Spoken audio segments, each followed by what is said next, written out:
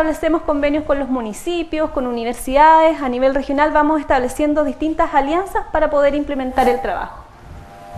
Esta institución nace en el año 94 como un consejo, en primera instancia para brindar una asesoría al presidente de la República de aquel entonces para ver cómo removíamos de alguna manera estas situaciones de pobreza extrema que teníamos en el país.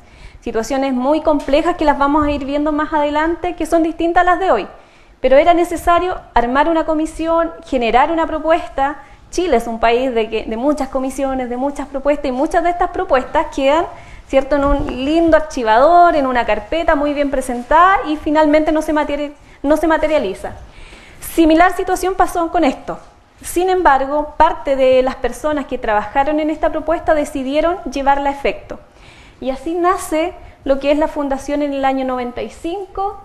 Se arma su directorio, que es un directorio bastante diverso, con distintos colores políticos, religiosos, provenientes de la sociedad civil, que aportan e inciden en temáticas de superación de la pobreza. Ahí están los nombres de los actuales miembros del directorio: Juan Carlos Pérez, que es el presidente de la fundación, los vicepresidentes, Rodrigo Jordán, Andrea Repeto, y todos los directorios. Parte del directorio que hay son bastante conocidos: Benito Baranda, por ejemplo, que es emblemático también, ha participado en muchas fundaciones a nivel nacional y también en el extranjero, ahora con América Solidaria, y el director ejecutivo Leonardo Moreno. ¿Qué hacemos? Como bien decían en la presentación, contribuir a la superación de la pobreza a nivel país, promoviendo mayores grados de equidad e integración social en el país, que aseguren el desarrollo humano sustentable. Y para eso tenemos dos líneas de acción. Una de ellas, que es el programa por excelencia de intervención social que tiene la Fundación, el Servicio País, que lo que hace es convocar a jóvenes profesionales a vincularse a aquellas comunas que tienen mayores indicadores de pobreza y exclusión social. Además, vincula a voluntarios, a prácticas, a tesistas, para también analizar cuáles son las situaciones de pobreza que afectan en este territorio. Y por otro lado tenemos Propuestas País, que está orientado a generar algunas adecuaciones a las políticas y programas que hoy día tenemos en torno a la superación de la pobreza. Y esto desde la voz de las propias personas que viven esta situación, a través de diálogos, conversatorios, seminarios, ya distintas instancias que se logran hacer, tanto a nivel comunal como también a nivel regional. Y ahora vamos a lo que nos convoca, entender un poco este fenómeno de la pobreza, que es bastante complejo, que es un talón de Aquiles que por años lo hemos tenido a nivel país y que no hemos sido capaces de resolver. Nosotros llevamos 20 años trabajando, sin embargo, hasta hoy en día no podemos decir que esto se ha resuelto. Y tampoco tenemos la receta, porque si la tuviésemos ya se hubiese resuelto el tema de la pobreza, pero han pasado distintas situaciones, distintos hechos que han posicionado un avance, pero sin duda que estamos al debe todavía en temas de superación de la pobreza a nivel país. Y algunos datos históricos. Lo primero, señalar que Chile es un país de conquista. ¿Ya? Cuando se conquista Chile, ¿cierto? ¿Qué implica una conquista? Implica atropello, implica mucha agresión también a quienes son conquistados en este caso, por lo tanto hay vulneración de derechos. Y Chile se instala como un Estado que vulnera los derechos constantemente. ¿Ya? Durante este periodo, el primer periodo de conquista, colonia, existe una alta vulneración de derechos que hoy día no están pasando la cuenta. Cuando Chile entra en un periodo de militarización, ya de lógicas de poder, en donde ciertas familias nobles, por así decirlo, empezaron a gobernar este país. Por lo tanto, existen ciertas familias que tienen el control territorial, mientras que hay otras personas que son las que habitaban acá, que empiezan a trabajar, ¿cierto?, para aumentar el poder de estas familias y por tanto el control territorial también. En el tiempo de colonización esto se mantiene, no se modifica, ¿ya? Y se empiezan más bien a gestar algunas acciones más concretas orientadas al desarrollo del país. Y aquí empiezan a surgir, no sé, en zonas del norte, por ejemplo, la minería, en otros territorios los pilquineros, el proletariado, las haciendas, ¿cierto?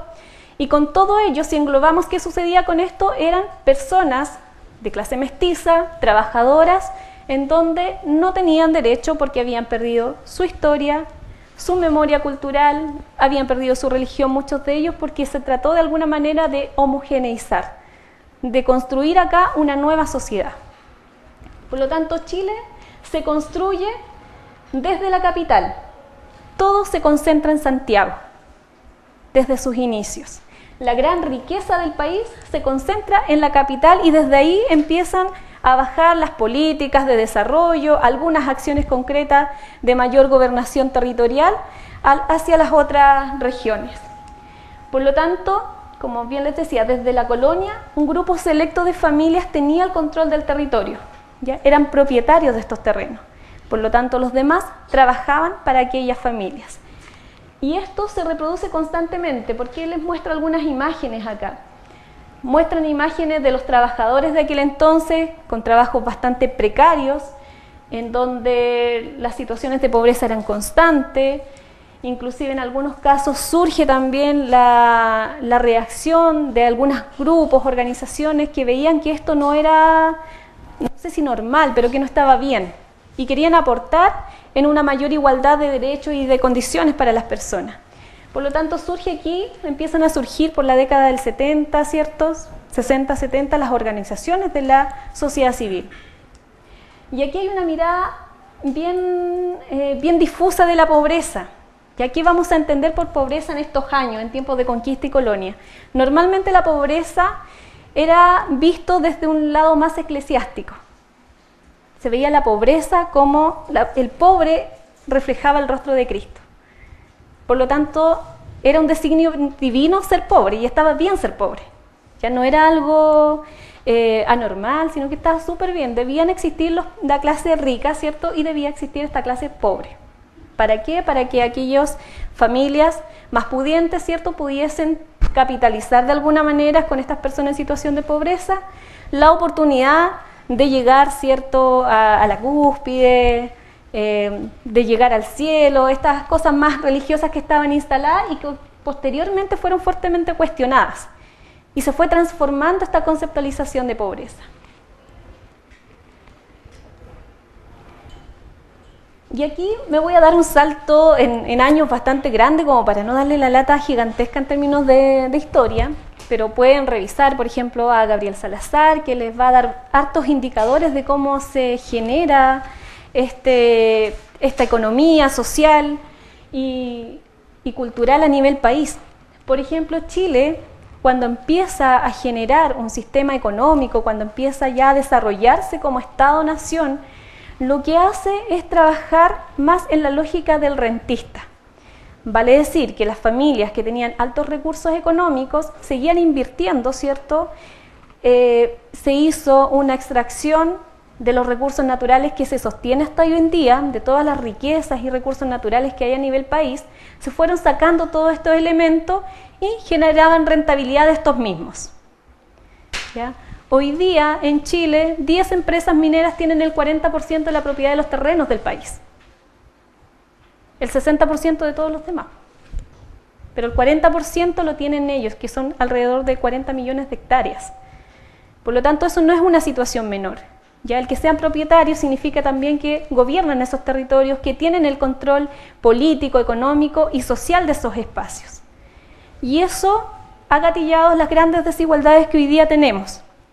Por lo tanto, la desigualdad surge desde que Chile se conforma como país. La desigualdad en torno a la distribución de la riqueza no es un tema de hoy día, es un tema que surge desde los inicios mismos del país. Luego, con el transcurso de los años y en la medida que también el país se va cuestionando, se van estableciendo ciertas paradigmas, ciertas lógicas de responsabilidad, de compromiso en un desarrollo, donde surge el PNUD, por ejemplo, para controlar de alguna medida y dar ciertas orientaciones y sugerencias a los países para poder tener un desarrollo más equitativo, se empiezan a analizar con mayor detención las temáticas de pobreza. Y en Chile, en la década del 90, en donde estamos en una situación de crecimiento, pero que este crecimiento, la verdad, no tenía concordancia con la realidad que vivía el país. Estábamos con situaciones de analfabetismo bastante significativos. Por lo tanto, una persona analfabeta también es vulnerada a muchos derechos sociales.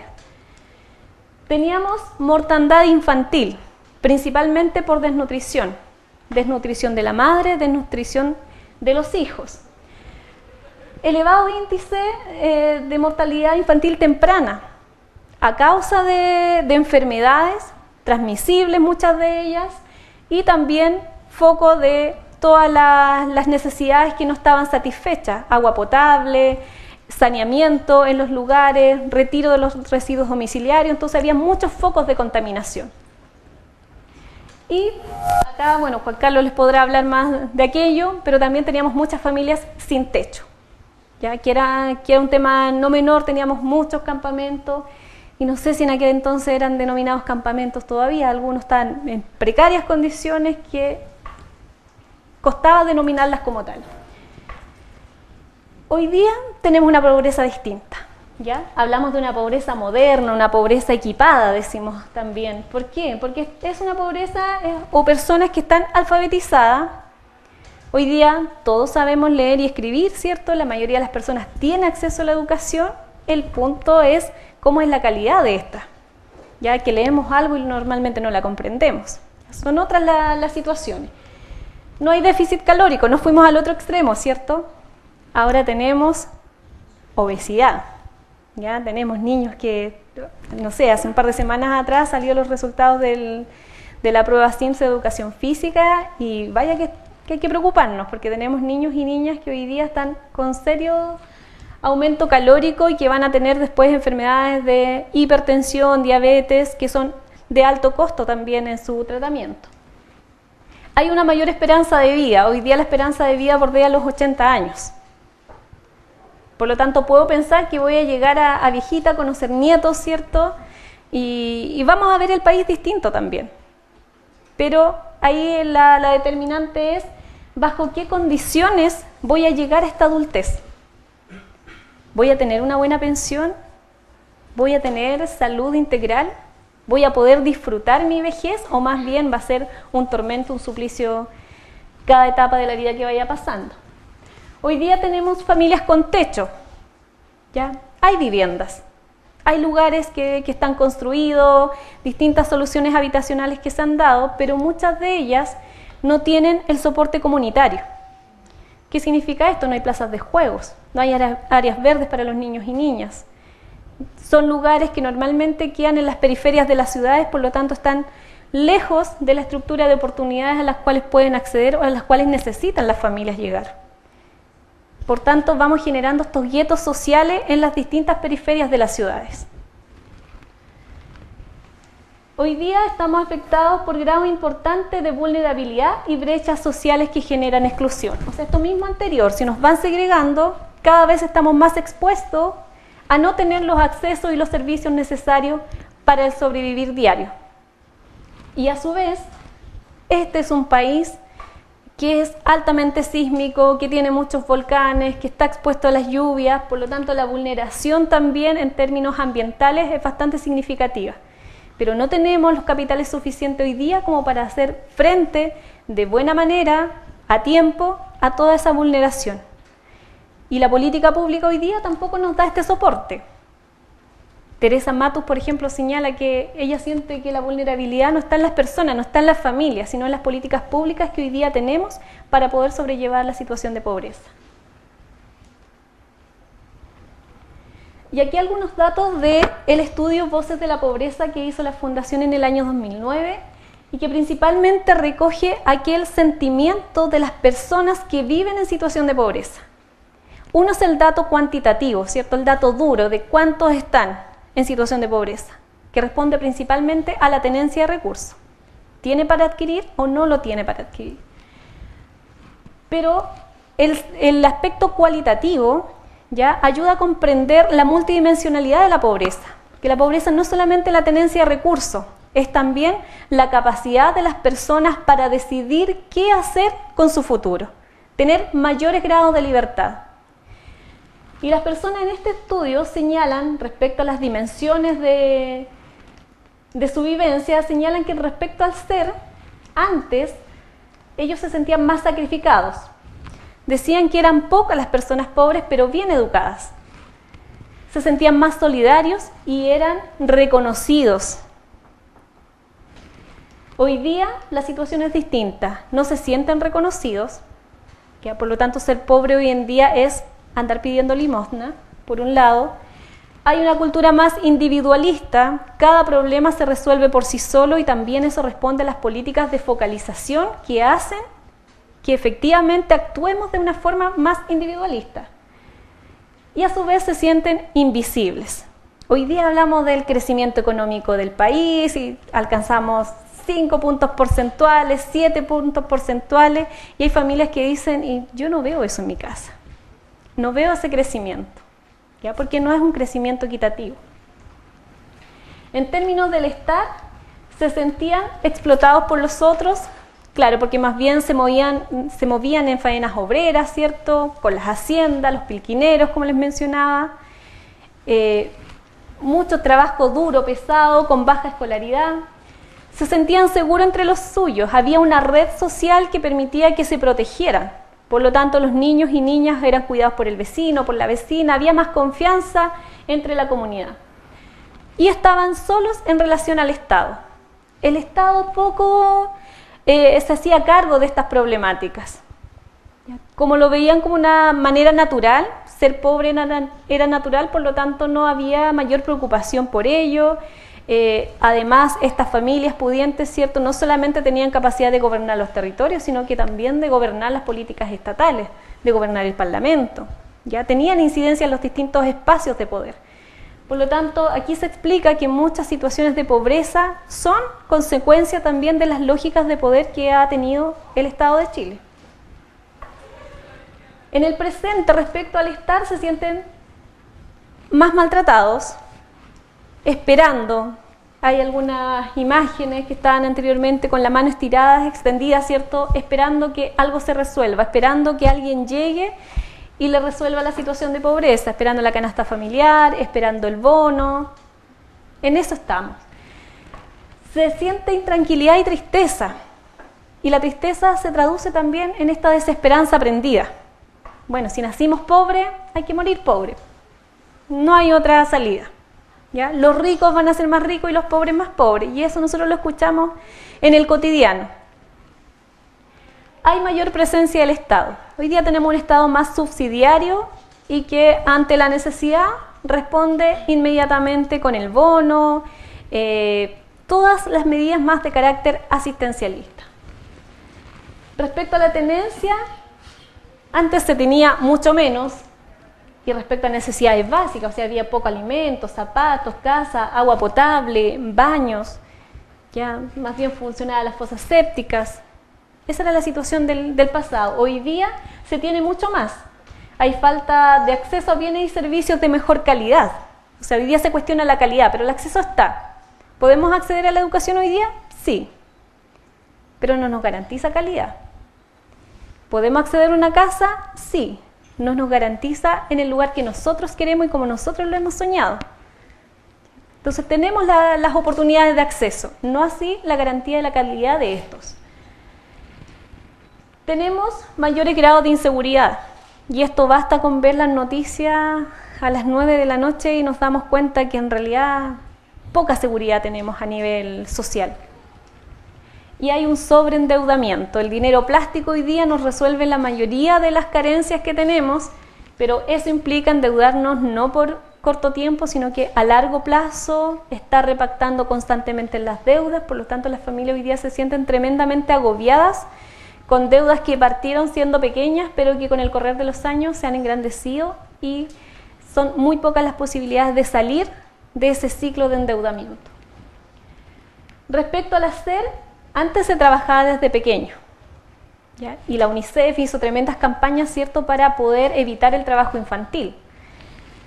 Se luchaba para sobrevivir, no para acumular, sino que simplemente para sobrevivir, tener lo necesario para la vida de la familia. Hoy día tenemos trabajos inestables, altamente rotativos, que no generan estabilidad para los trabajadores, con bajos sueldos, ¿cierto? Esa es la calidad del trabajo que hoy día tenemos. Hay baja proyección educativa. Y no porque no haya cobertura, insisto, sino porque la calidad la estamos cuestionando constantemente. Y hay mayor impotencia, porque estamos viendo, o sea, hoy día el alcance de la información está a nuestra mano, por lo tanto vemos las cifras, nos enteramos de los resultados, nos enteramos cómo están las cosas, sabemos que hay ciertas familias que se llevan el trozo de torta más grande y eso genera impotencia. Sin duda que se siente un malestar social generalizado a nivel país. Y aquí algunos datos de la CACEM que en términos generales muestra que efectivamente hemos avanzado como país. La medición desde los 90 hasta el año 2013 refleja efectivamente que Chile ha reducido los niveles de pobreza. La pobreza extrema ha sido un poquito más pareja, digamos, no ha tenido bajas significativas, pero sí la pobreza total ha ido disminuyendo significativamente. Ahora, estos datos, insisto, tienen que ver netamente con la tenencia de recursos. ¿Ya? Tenemos que hacer una detención en los otros datos que nos van a hablar de la multidimensionalidad de la pobreza y sobre todo de este gran tema que nos afecta como país: la desigualdad en la distribución del ingreso. Hoy día, según los indicadores de Gini, ¿cierto?, este es el dato que tenemos. Estamos dentro de los países más desiguales del mundo. Por lo tanto, si hoy día nos midieran por temas de desigualdad, Chile sería el país más pobre del mundo. Si la pobreza fuese sinónimo de desigualdad. Y aquí los datos bajados a nivel regional respecto a la nueva metodología que incorpora la multidimensionalidad de la pobreza, que es un avance, pero que queda mucho más por hacer todavía, y considera al menos 4 elementos de la multidimensionalidad.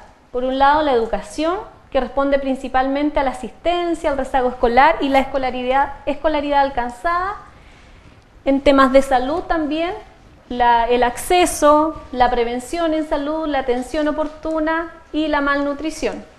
En trabajo y seguridad social, ahí estamos viendo la ocupación, la seguridad social que tienen los trabajadores y las jubilaciones ya llegando a adultos mayores. Y en vivienda, el hacinamiento, el estado de la vivienda y los servicios básicos que la sostienen.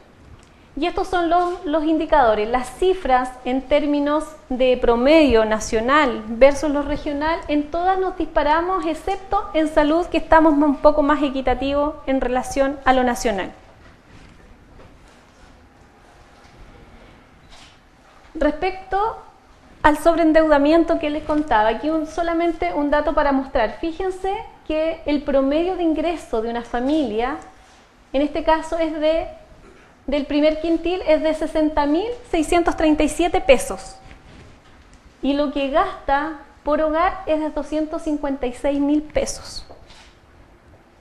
O sea, no es el 100% más, es el 300% más aproximadamente. Por lo tanto, todo ese diferencial se traduce en deudas. Y si seguimos bajando, claro, la cifra va disminuyendo de a poco y llegamos al quinto quintil, ¿cierto?, en donde claramente tengo mayores posibilidades de ahorro. No así en este primer quintil, en donde en realidad solamente tengo posibilidades de deudas. Ahora bien, ¿cómo estoy con los tiempos? ¿Sí? ¿Vamos bien? Ya, vamos bien. Ya. Ahora, ¿cómo avanzar? Bueno, con estos datos la invitación es no a frustrarse, no a decir, pucha, qué mal que estamos, sino que efectivamente esa molestia que nos genere se transforme también en una reacción, en una acción y en una transformación. Necesitamos mejorar estas situaciones.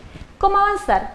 Lo primero, generar un cambio de mirada. No podemos seguir sosteniendo que la pobreza se mida solamente por la tenencia de recursos, porque somos seres integrales. Tenemos cultura, tenemos educación, requerimos de salud integral, habitamos un territorio determinado. Eso explica en gran parte también las situaciones diversas de pobreza que se dan a nivel país. Eso explica por qué algunos programas no funcionan, ya porque son centralistas, son pensados para todos iguales, y las diferencias territoriales marcan el desarrollo y la evolución de estos programas. Este cambio de mirada implica entender que la pobreza refleja necesidades, las necesidades de ocio, de diversión, de participación, la necesidad de sobrevivencia, que son elementos esenciales para la vida humana. Por otro lado, las capacidades. Necesitamos tener enfoques que impliquen efectivamente potenciar las capacidades, la capacidad de cuidado, de interactuar con otros, de no sufrir grandes dolores cuando tenemos enfermedades terminales, por ejemplo, que tengamos capacidad para poder atender aquello. Nuestros derechos, derecho a la educación, a la salud, a la vivienda, a un empleo digno. Capitales sociales. Necesitamos potenciar los capitales. Chile es un país de capitales. Físico, natural, cultural. Hay mucha riqueza ahí. Pero el social necesitamos fortalecerlo. En temas de vulnerabilidad, estos mismos activos que trabajamos en los capitales tenemos que tenerlos fuertemente establecidos, cubiertos, resguardados, para que cuando nos afecte alguna situación natural tengamos ciertos mecanismos de reacción, de defensa, que nos proteja y que no nos deje en tan mal pie como nos han dejado las últimas situaciones de desastres naturales. En temas de exclusión, hay que hacer una política más pensada respecto a la urbanización y también respecto a la ruralidad. Pensar estos territorios de una manera distinta, pero más integral. ¿Cuáles son las propuestas? Lo primero, la modificación de estrategias de estudio y medición de la pobreza. La canasta básica familiar está obsoleta, necesitamos actualizarla, necesitamos reponer estudios longitudinales, ¿ya? Hacer el zoom, porque cada año van variando, la pobreza no es algo estático, es dinámico. Por lo tanto, en una familia que se estudie en el año 1, en el año 2 probablemente vamos a tener una situación radicalmente distinta. Por lo tanto, necesitamos hacer estudios más sistemáticos. Y estos estudios van a contribuir a complementar aquellos estudios de carácter cuantitativo y nos van a ayudar principalmente a la comprensión, el porqué de las cifras. Por ahí un profesor decía, los números hay que leerlos, tienen que hablar, ¿ya? Pero para que hablen necesitamos la parte cualitativa. Necesitamos un cambio institucional, un organismo autónomo, ¿ya? De confianza para la ciudadanía, validado, para que nos reporte de la información significativa que nosotros necesitamos para poder orientar nuestras políticas públicas. Utilizar el enfoque de derecho en temas de programas y políticas sociales. ¿Qué dice el enfoque de derechos? Que las personas puedan hacer ciertas cosas, no tener ciertas cosas, sino que hacer con mayores grados de libertad, con mayores capacidades de decisión y con mayor autonomía. Reformar el modelo de focalización social. La pobreza no es individual. Tampoco afecta solamente a la familia, afecta a un grupo mucho más grande que es la comunidad, a un territorio. Por lo tanto, si continuamos focalizando individualmente, vamos a seguir administrando las situaciones de pobreza, no necesariamente superándolas. Y necesitamos interconectarlos. Interconectar a aquellas personas que están en situación de pobreza con aquellas que no lo están. Porque así vamos aumentando la red, aumentando los capitales y teniendo mayores posibilidades de superar la pobreza y hacer esta superación sustentable en el tiempo. Necesitamos reconocer a las personas como sujetos válidos. ¿A qué se refiere esto? A que hay que generar políticas y programas en donde la comunidad participe. La comunidad en situación de pobreza tiene mucho que decir y hacer al respecto. Son ellos los que tienen, nosotros siempre decimos, son ellos los que tienen magíster y doctorados en temas de superación de pobreza, de sobrevivencia. Por lo tanto, necesitamos escuchar sus voces, sus propuestas. Ellos son los que mejor conocen sus territorios, la historia, la memoria que hay detrás de esos territorios, cuál es la vocación productiva de esos territorios. Y desde ahí vamos generando las propuestas de desarrollo. Participación social en todas las políticas y programas. No en una, en todas, porque todas nos van a impactar.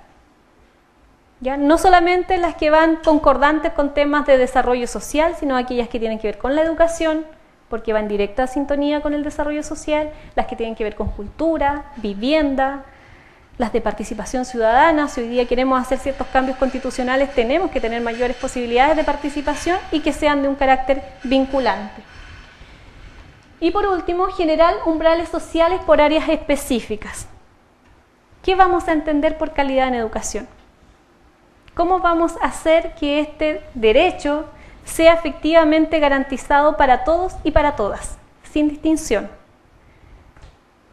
No basta con la cobertura, es necesario la garantía, que nos garanticen la calidad de los servicios que hoy día estamos demandando.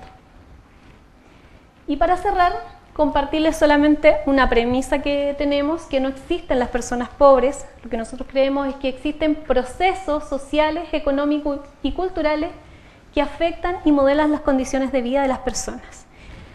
Y su resultado es lo que denominamos pobreza. ¿Sí? Con eso termino y agradezco el espacio.